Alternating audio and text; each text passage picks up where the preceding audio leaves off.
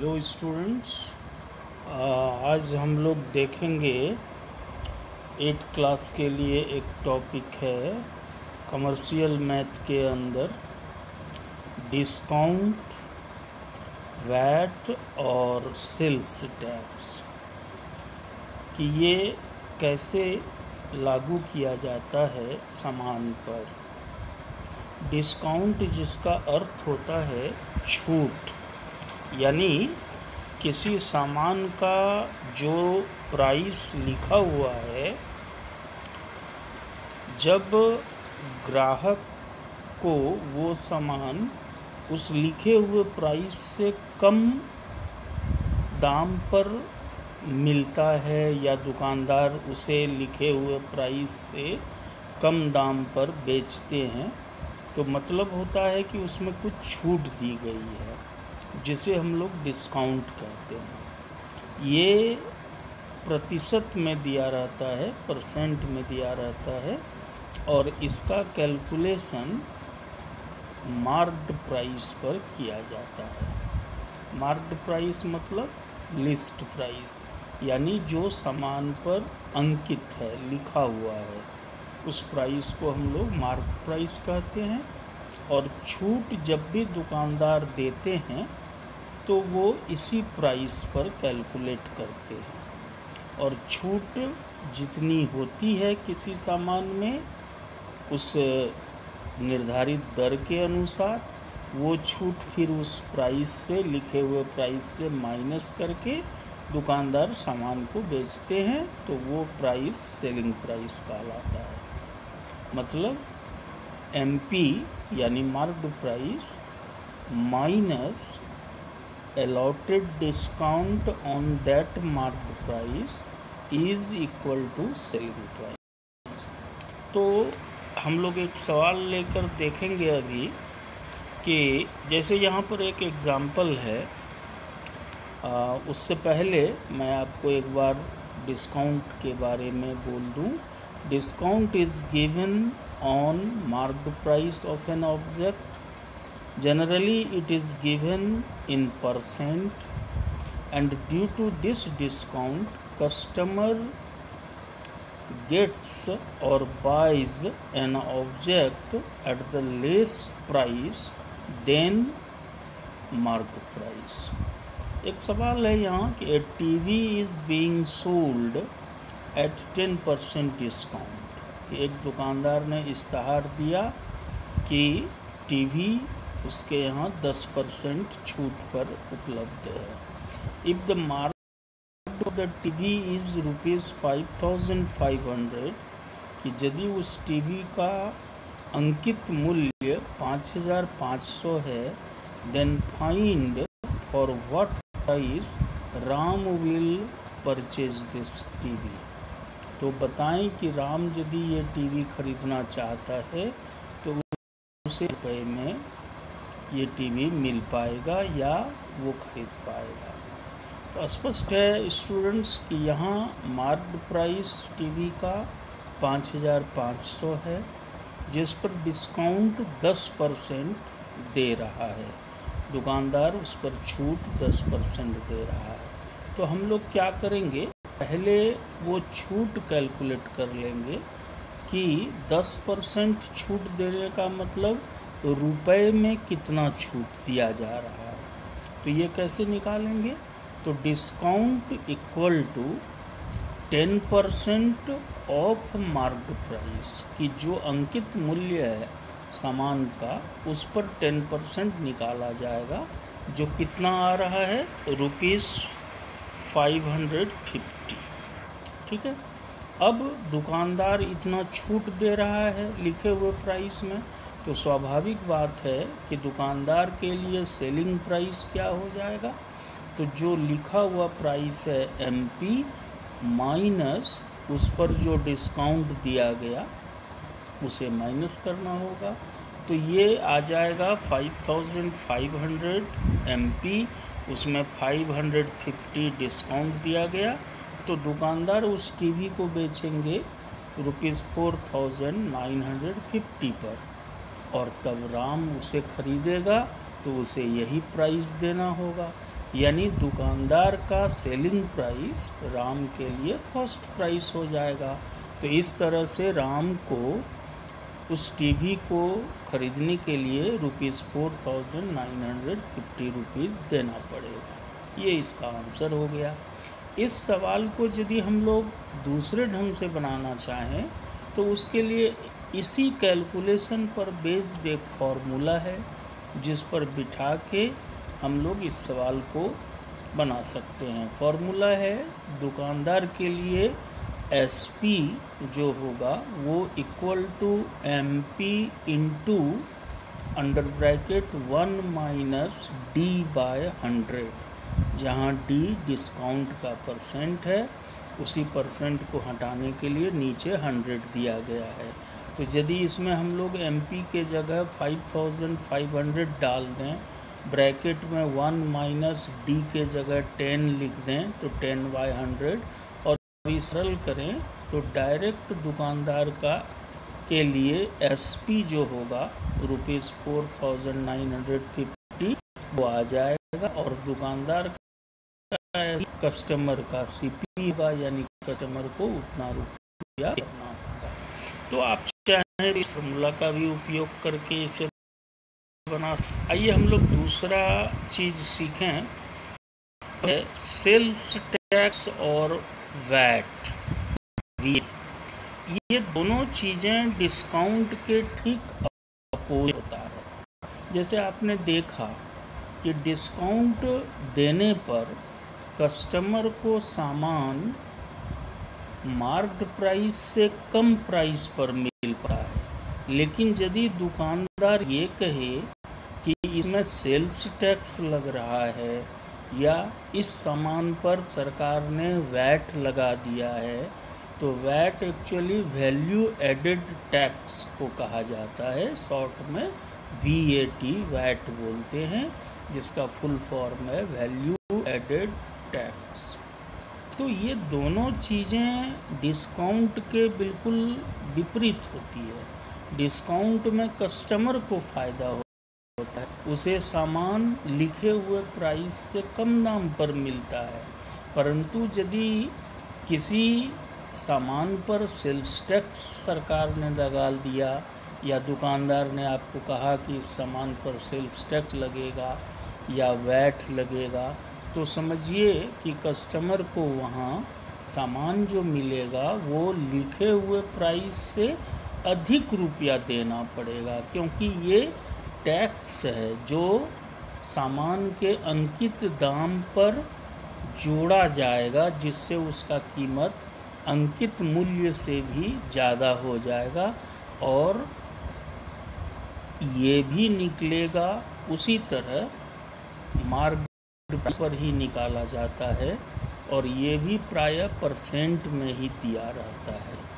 तो देखिए sales tax के बारे में यहाँ है कि it is also calculated on mark price of an object. It is generally given in percent, but due to this a customer will have to pay more than its marked price of the object to buy the object। Customer को अधिक पैसा देना पड़ेगा marked price जो लिखा है उससे अधिक, क्योंकि उस पर टैक्स लग गया। सिमिलरली वैट के बारे में है कि it is also like sales tax, it is also calculated on marked price of an object and then it is added to the marked price. So due to this again customer will have to pay more money than the marked price of the object। तो स्पष्ट है कि ये दोनों यदि किसी सामान पर लग रहा है तो कस्टमर को इसमें अधिक रुपया देना पड़ेगा सामान के लिखे हुए प्राइस, अंकित प्राइस से अधिक। इसके लिए भी हम लोग चाहें तो डिस्काउंट के जैसा यहाँ भी एक फार्मूला के रूप में हम सवाल को बना सकते हैं। यहाँ भी उसी तरह का मिलता जुलता फार्मूला है।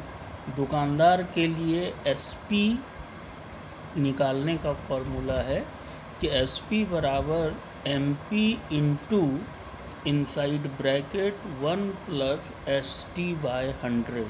ST सेल्स टैक्स का रेट हो गया, चूँकि वो परसेंट में रहता है इसीलिए उसे सरल करके फार्मूला में बाय 100 कर दिया गया है। अब आप यदि इस फार्मूला में MP के जगह जो अंकित प्राइस है सामान का वो लिख दें, उस पर कितना सेल्स टैक्स लगा उस रेट को ब्रैकेट के अंदर लिख दें और सरल करें, पता चल जाएगा कि अब वो सामान कितने में दुकानदार बेचेगा। स्पष्ट है कि ब्रैकेट प्लस में है तो SP जो निकलेगा वो MP से ज़्यादा निकलेगा, तो जो SP होगा दुकानदार का वही कस्टमर के लिए CP होगा, यानी किसी कस्टमर को वो सामान खरीदने में उतना रुपया देना होगा। सिमिलरली वैट के केस में भी उसी तरह मिलता जुलता फॉर्मूला हो सकता है कि दुकानदार SP कैसे निकालेगा, तो MP into inside bracket 1 plus VAT/100, ये मानकर ये फॉर्मूला बनाया कि वैट भी परसेंट में दिया है इसलिए /100 है। इसमें भी आप उसी तरह से मार्क्ड प्राइस सामान का बिठा दें MP की जगह, ब्रैकेट के अंदर 1 प्लस वैट का रेट डाल दें जो परसेंट में होगा /100 और इसे सरल करें तो ये पता चल जाएगा कि दुकानदार उस सामान को कितने में बेचेगा और उतना ही रुपया कस्टमर को देना पड़ेगा उस सामान को खरीदने में। यहाँ भी प्राइस जो कस्टमर पे करेगा वो मार्क्ड प्राइस से अधिक होगा, क्योंकि मार्क्ड प्राइस इंटू हो रहा है एक ब्रैकेट में जिसके अंदर प्लस की चीज़ें हैं। उदाहरण के तौर पर यहाँ उदाहरण लिया गया है, गौर करें आप कि एग्जाम्पल है the marked price of a washing machine is ₹8,500 if 5% sales tax or VAT is charged on it, then find how much money has paid to buy this washing machine। So question स्पष्ट है कि एक washing machine का market price ₹8,500 है। दुकानदार ने ये बता दिया कि इस पर 5% सेल्स टैक्स लग रहा है, या यदि वैट से संबंधित क्वेश्चन है तो आप इस वैट को रखकर सोच सकते हैं कि दुकानदार ने कहा कि 5% इस पर वैट लगेगा।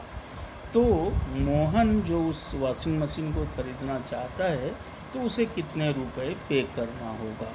तो हम लोग फिर क्वेश्चन का स्ट्रक्चर लिखें कि क्या दिया है, क्या निकालना है।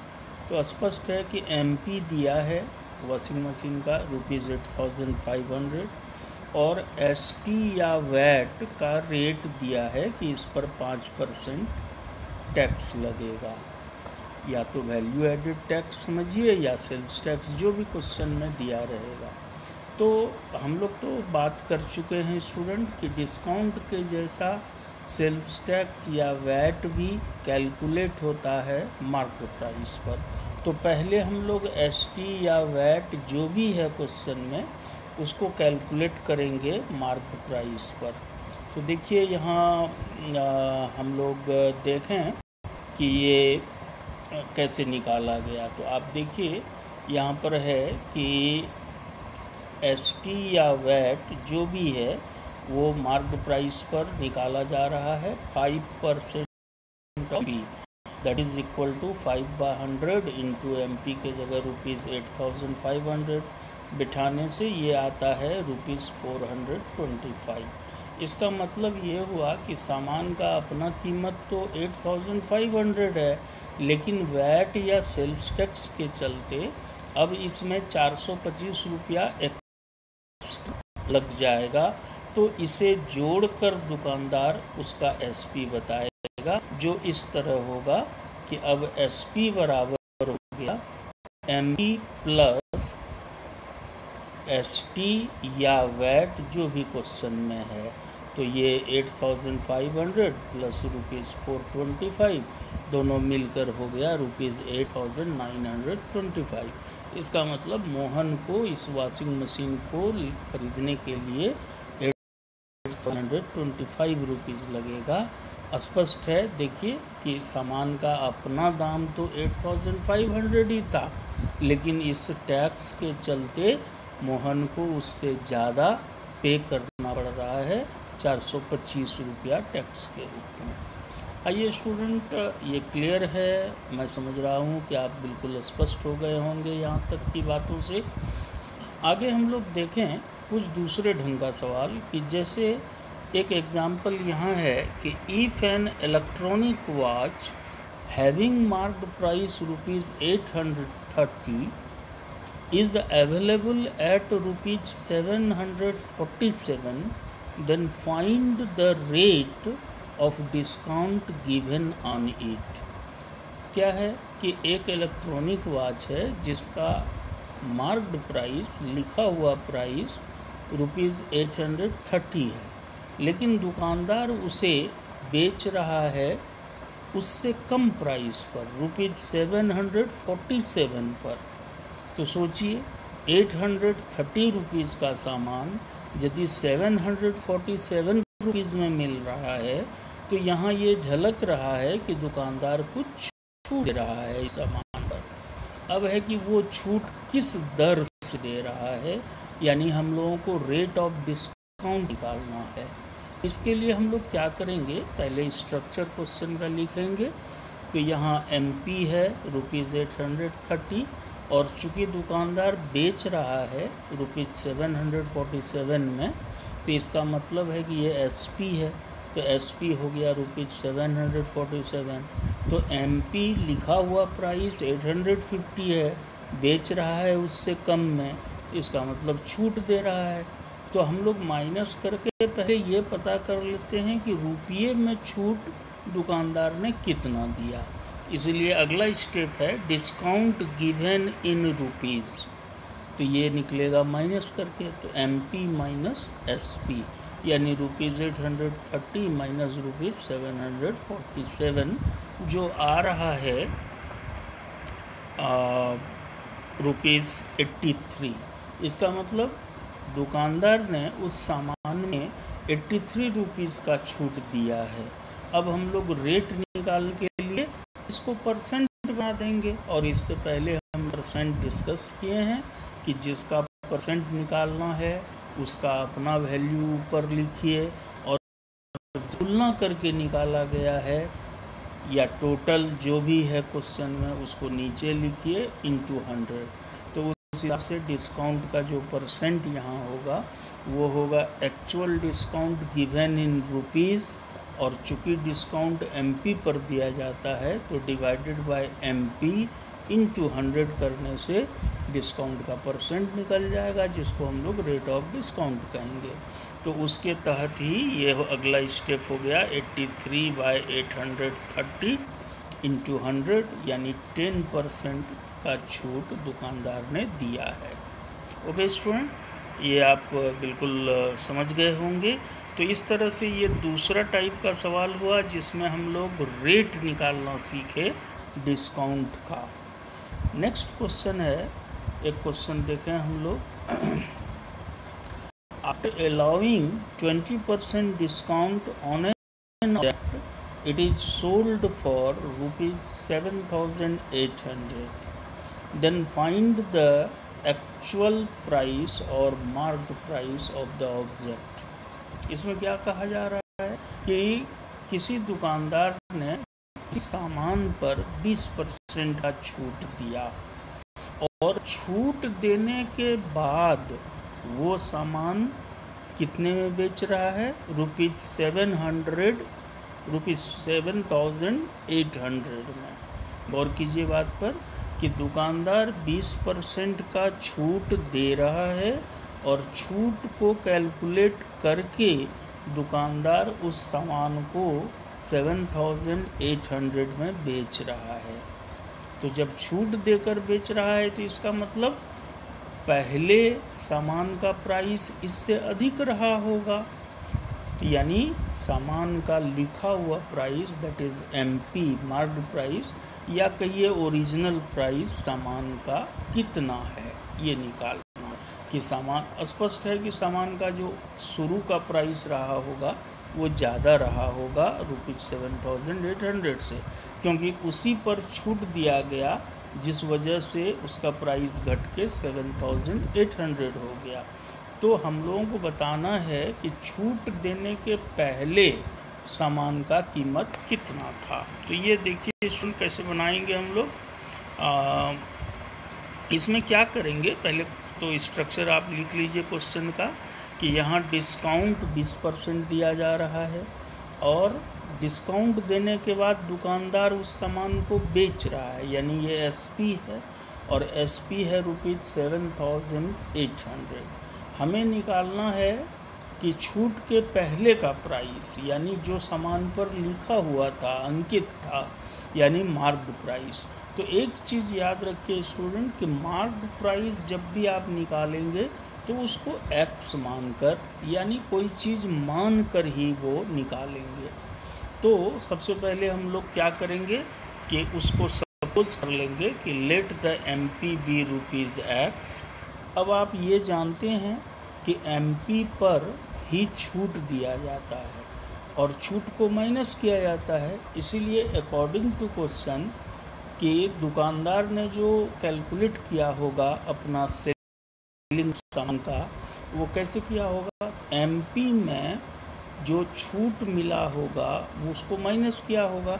इसलिए अकॉर्डिंग टू क्वेश्चन देखिए यहाँ क्या स्टेटमेंट आ रहा है कि MP माइनस 20% ऑफ MP जो डिस्काउंट है, तो 20% ऑफ MP को माइनस कर देंगे MP से, तो दुकानदार को SP पता चल जाएगा। तो उसी के तहत स्टेटमेंट हुआ MP minus 20% of MP that is discount is equal to selling price.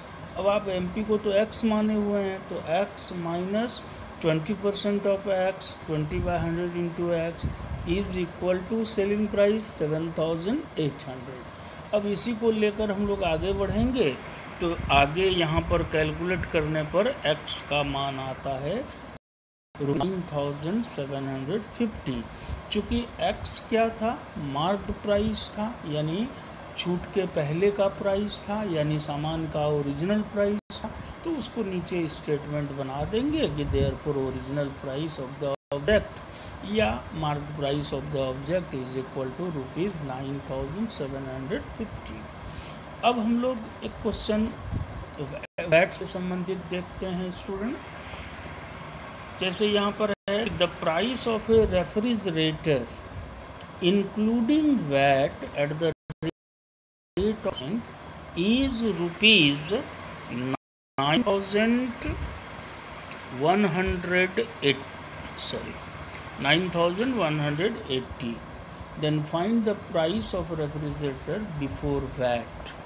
क्या मतलब हुआ कि हम लोग एक रेफ्रिजरेटर का जो प्राइस है वो है ₹9,180, लेकिन ये प्राइस उसका रेफ्रिजरेटर का बिल्कुल अपना प्राइस नहीं है। तो उसके अपने प्राइस में जो 8% का टैक्स लगना है वैट, वो दुकानदार ने लगाकर जोड़कर बताया है। इसका मतलब ये SP है, यानी ₹9,180 ये SP हो गया उस सवाल का, और वैट का रेट है 8%। और हम लोगों को निकालना है कि वैट जोड़ने के पहले सामान का अपना प्राइस कितना है, यानी MP निकालना है।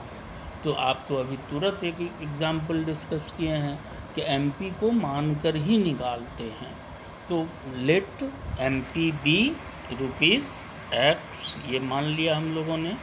अब आगे हम लोग क्या करेंगे कि इस MP पर वैट निकाल लेंगे 8% के दर से।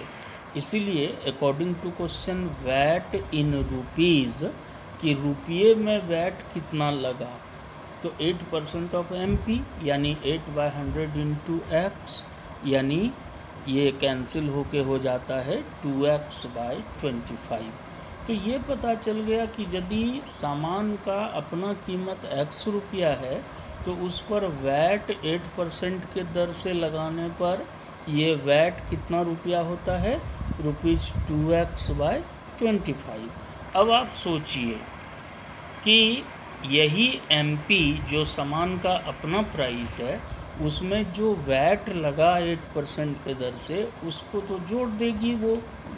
सरकार के नियम के अनुसार टैक्स लिया जाता है तो वो प्लस हो जाएगा, और प्लस करके दुकानदार ने एसपी बताया है, इसलिए स्टेटमेंट क्या हो गया, MP plus VAT at the rate given 8% दोनों मिलके इज इक्वल टू एसपी। अब आप बिठा दीजिए, MPX है प्लस वैट उस पर आप निकाल चुके हैं 2x/25, तो दोनों मिलके हो गया ₹9,180 एसपी के बराबर। अब हम लोग मैथमेटिकली जानते हैं, गुना भाग करेंगे तो x निकल आएगा ₹8,500। x क्या था, तो सामान का अपना प्राइस वैट जोड़ने के पहले का प्राइस यानी ओरिजिनल प्राइस, तो उसको फिर स्टेटमेंट बना देंगे कि original price of the goods और ऑब्जेक्ट इज इक्वल टू ₹8,500। तो देखिए स्टूडेंट, यहाँ पर क्या देख रहे हैं आप कि सामान का अपना प्राइस तो 8,500 है, लेकिन दुकानदार उसको बेच रहा था 9,180 में। क्यों? क्योंकि उस पर वैट 8% जोड़ा गया था, और जोड़कर क्वेश्चन में प्राइस दिया हुआ था जो एसपी था दुकानदार के। और एक बहुत अच्छा क्वेश्चन इससे टॉपिक से रिलेटेड पढ़ेंगे, जो डिस्काउंट और एमपी और साथ में प्रॉफिट वगैरह से जुड़ा हुआ बहुत रोचक सवाल है। देखिए यहाँ पर सवाल है, what price should be marked on an object.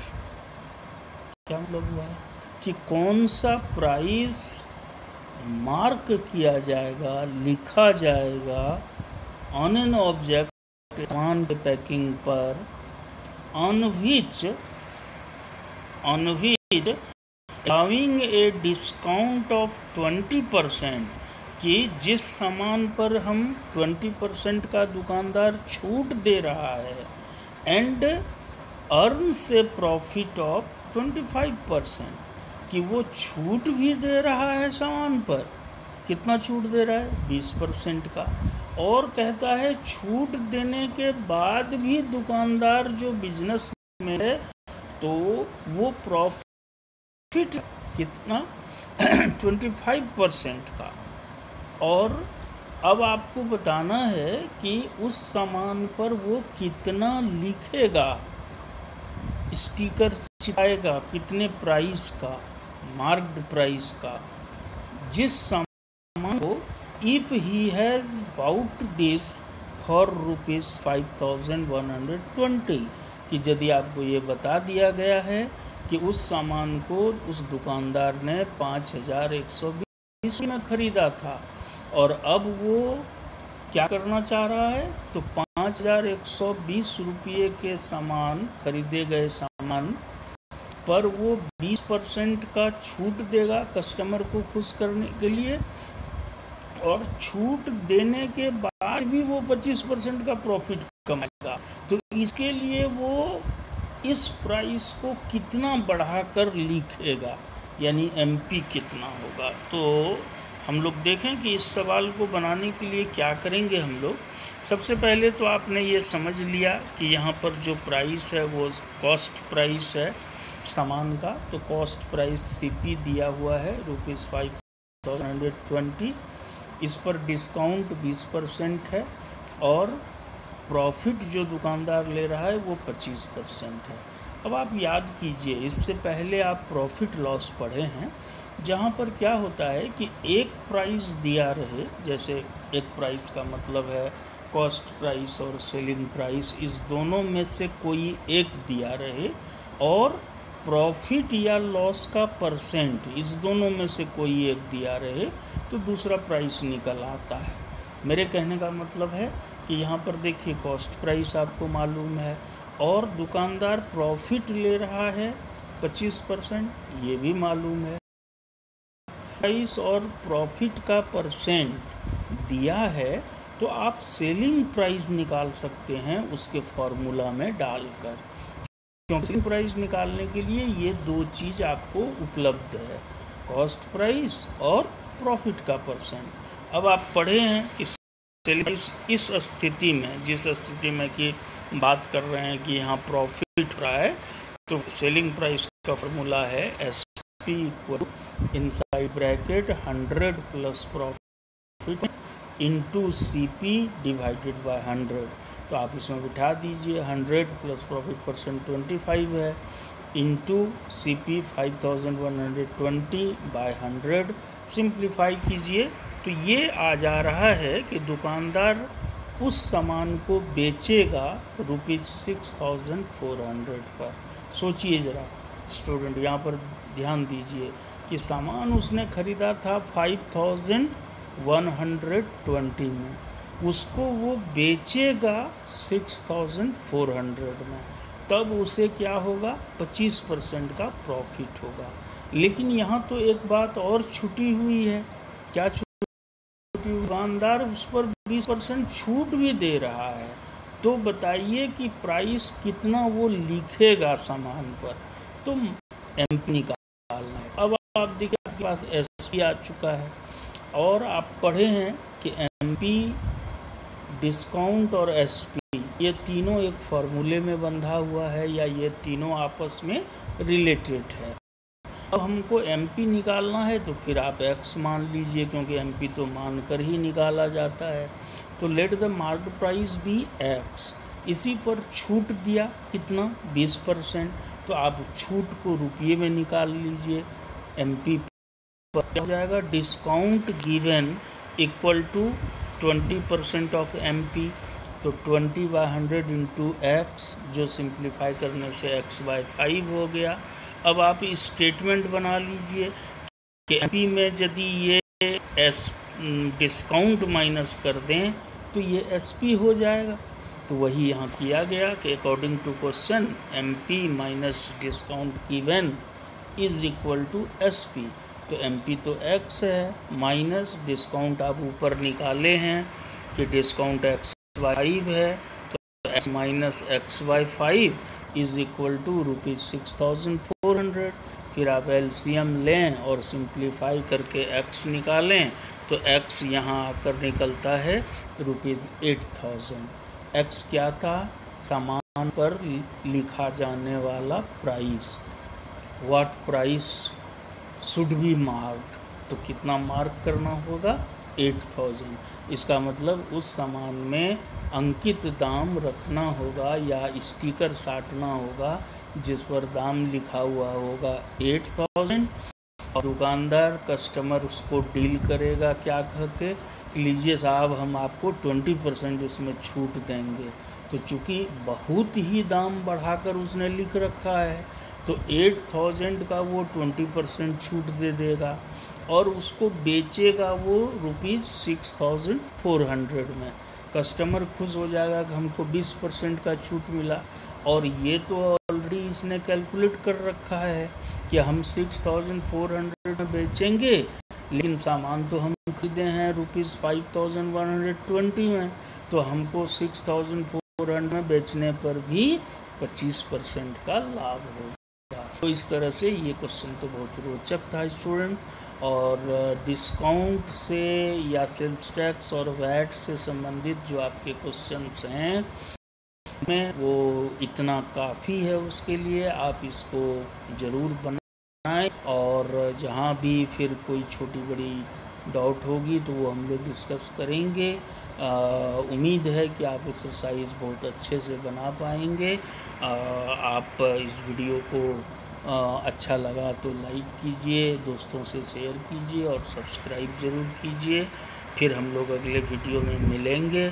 Till then goodbye. So students, thank you.